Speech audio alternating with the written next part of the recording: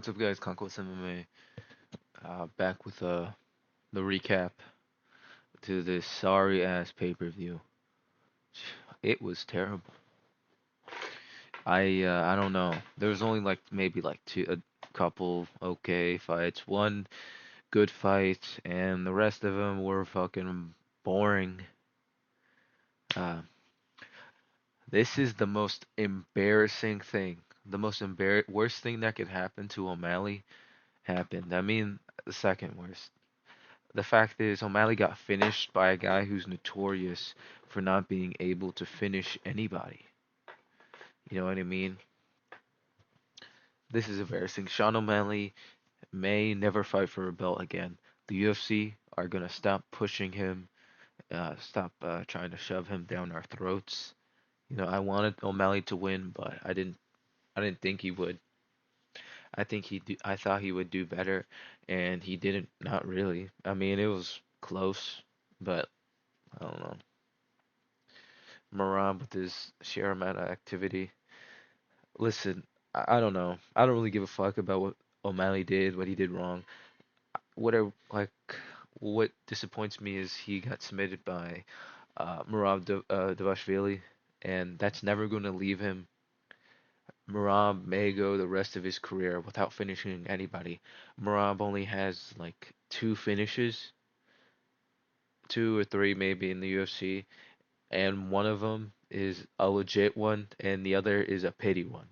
One's a pity finish, pity TKO against Marlon Moraes. He didn't even drop him to get that fucking TKO. Sort of hit him hard. He hit him and then took him down. With O'Malley, this is legitimate. You can't deny the fact that O'Malley is probably the worst bantamweight champion of all time.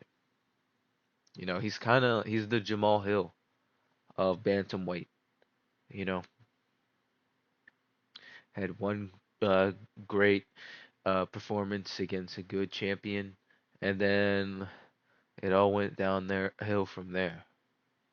He has a defense against Cheeto Vera, which was a layup slash. They gave Cheeto a fucking easy title shot. Oh, not yeah, yeah. They gave him a undeserved title shot. We are in the darkest timeline for MMA now that Jack doomed us. Then again, that even if Bilal won, even if Bilal won, it wouldn't save this fucking garbage ass card. I don't want to talk about this fucking fight. So, this Juliana Peña versus Kayla Harrison. Who cares? Almost fell asleep during this fight. I'm glad this ended it in the second round. Thank you, Harrison. You're a godsend. UFC's cheap ass, sorry ass website is so garbage. Kevin Gastelum versus Joe Pyfer.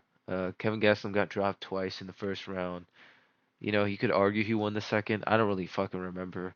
This fight was low output. It didn't really show anything from Joe Pyfer. It showed that Kevin Gastelum, uh, you know, is not gonna have a good career from going on from this point because he is not disciplined enough to make 170 consistently. He doesn't want to, cut into his diet. I don't know what to say to this fucking guy. Joe Pyfer. Joe Pyfer. I mean, Joe Pyfer has his tool set. His skill bag isn't like really that deep, but what he does excel at, he is pretty good at utilizing it. He hits really hard, and he can go a good 3 rounds. He can have a strong first round and a good to decent rounds 2 and 3, which is pretty reliable. He'll make it decently far in the rankings. I think maybe like top, maybe like 8 or something, or maybe he'll fight for a title. I don't know. We'll see. We'll see. Mario Batista versus Patty Mix. This was another embarrassing men's bantamweight fight. Um, Patchy Mix looked like he never attended a kickboxing class in his life. His striking looked dog shit. It was horrible. He had no head movement and no fluidity to his movement. He looked like he looked extremely lost in his when he was striking with Batista, and this is hilarious. This is fucking hilarious. I was laughing my ass off. I was like, holy shit, how can Patchy mix? How's he so unathletic? Like there is no pop, there was no spring in his movements. You know, it's funny that people were saying this guy's the best bantamweight outside the UFC. Even this was short notice. I think I'd said in the predictions video that Patchy Mix, um, his title defenses were, unranked bantamweight level, and I still think I picked Patchy Mix because I underestimated Mario Batista. Um,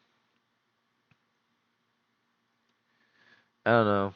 I don't know. Yeah, per respect, Patchy Mix's name. He's the lineal Bellator champ. That's fucking hilarious. PFL, Bellator, wherever the fuck this fucking job or wherever this jobber is from. Patchy Mix lost all the hype immediately. After that first round, I was like, yeah, this guy's garbage. Vicente Luque versus Kevin Holland. Kevin Holland submitted Luque. It's sad. Let's move on. Bruno Silva versus Joshua Van. This is the only silver lining in this entire fight night. Oh, maybe like one of them. Joshua Van is the GOAT.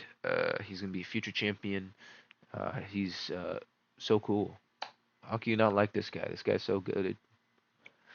Look at the strike differential in rounds two. It was more competitive round three, but then Van's only 23. Bruno Silva has like what 12 years of experience over Van. Van's only been doing MMA for maybe 5 years. Bruno Silva's been doing it for like spanning over a decade, right? And Joshua Van is just leagues ahead of this guy. This guy's a prodigy. This is Joshua Van is what people think race. No, people never really had high hopes for Race Aruya. They only really did because he was like Japanese or something. I don't know. I don't know. Joshua Van is so gifted. He's so goated. I'm glad I watched this fight, but the professional, the goat, Unk making a title run, and what? How old is he? Like 36. Good for him, bro. This shit was beautiful. You know, after the oh my god, these last two fights were. I mean, this fight was a pretty boring, arguable robbery. Even though I'm glad Cortez Acosta got the win, but holy shit, Cortez Acosta's body language really. I need to rewatch this. Actually, I don't. But Cortez Acosta's body language did not look good in this fucking fight.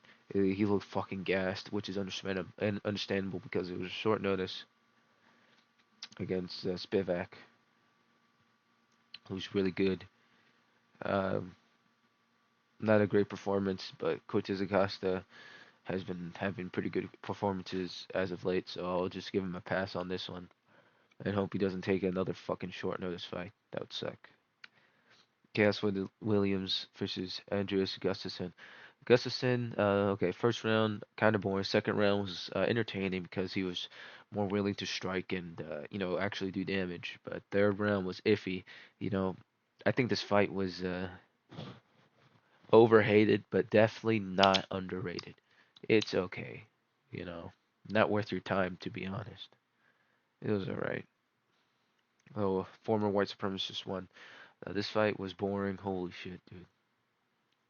I don't care about this fight. Look, and then they had potential KO of the year. Great KO.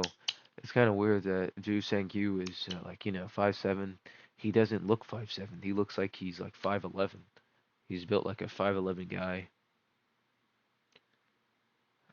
But no, he's like really long for some reason. Not much to say.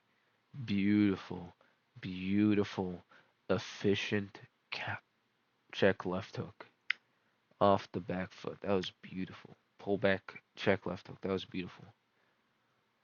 Beautiful. KO of the year potential for sure. Quillen Salakid.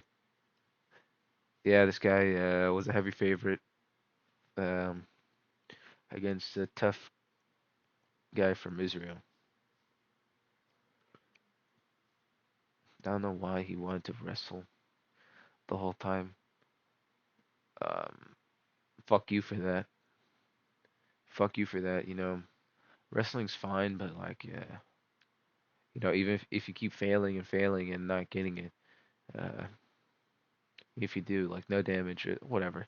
Oh, and this fight was forgettable. Oh, not this one. This was okay. This fight was forgettable, and oh yeah, he almost leg kick TKO'd him, which is impressive. That is impressive. Doesn't really happen. Anyway, this is it for the recap of this fucking terrible card. I'd like to forget this card immediately. All right, bye.